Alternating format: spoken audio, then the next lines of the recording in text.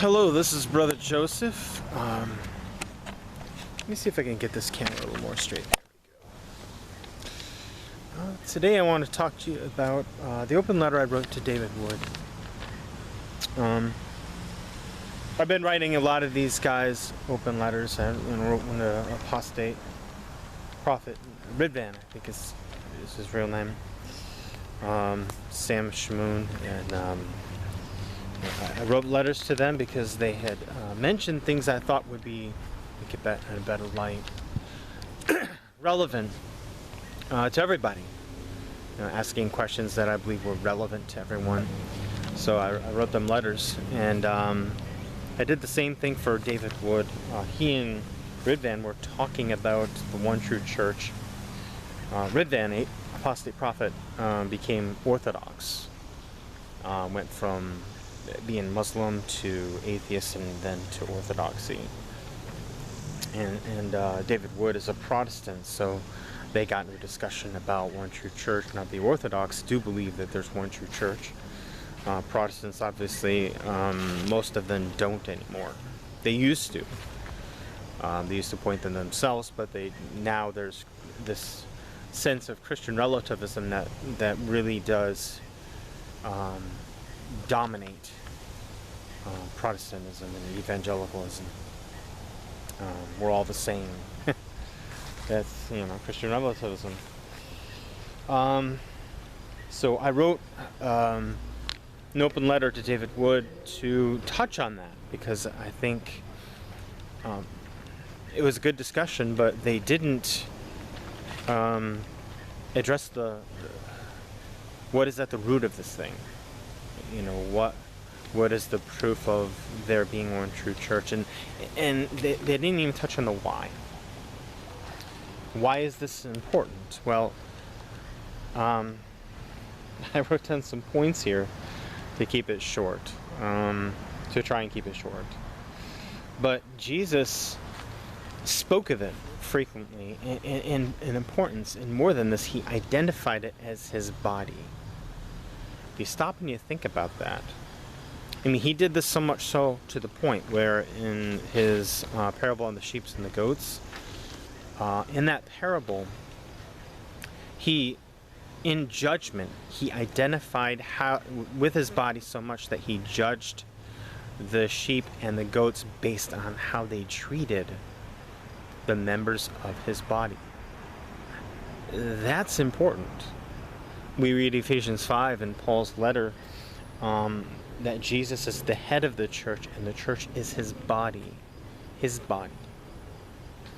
And I think a great way to understand it is in the parallelism we see in Christ's body in the Passion and his church in the last days.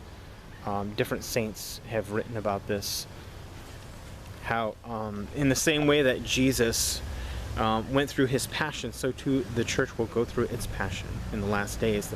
The last days describe the passion of the church in the same manner as Christ going to his passion.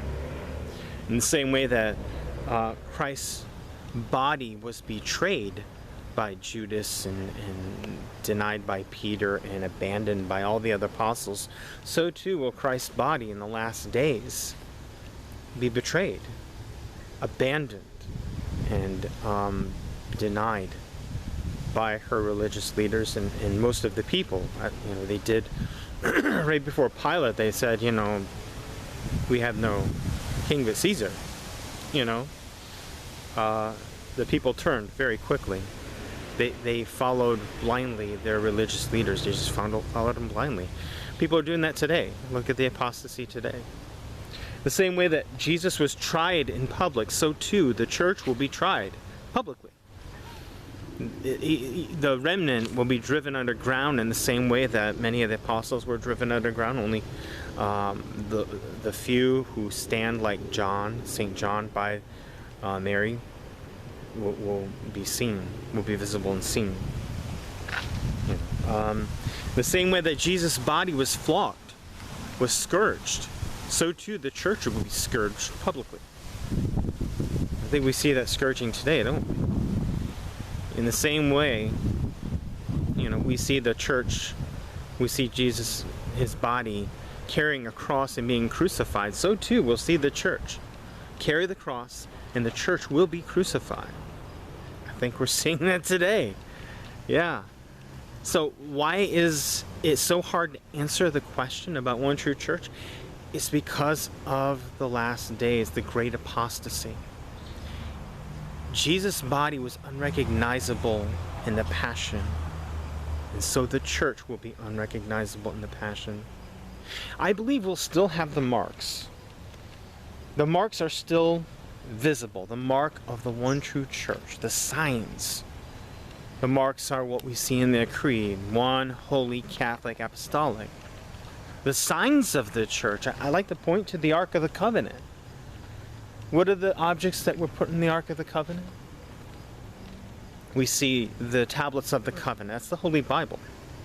We see the manna put in a golden jar, reminder, that's the Eucharist. We see Aaron's rod, well, that's the priesthood. There'll be a remnant. There'll just be a remnant, but those signs will still be there. The marks will still be there. It's just going to be with a remnant that was driven underground, the same way that the disciples were scattered and driven underground, with very few standing tall, like St. John, next to Mother Mary. The signs are still there. It's just going to be hard to see. The church is going through its passion. So David, and I hope you get a chance to see this, I'd like to see you discuss that. I sent you the open letter, and I hope you received it. I know, probably get a lot of them, but I'm praying. I'm praying you do see that. You see why it's important, and you see why it's hard to see today. That's all I got for you. So, as always, God bless.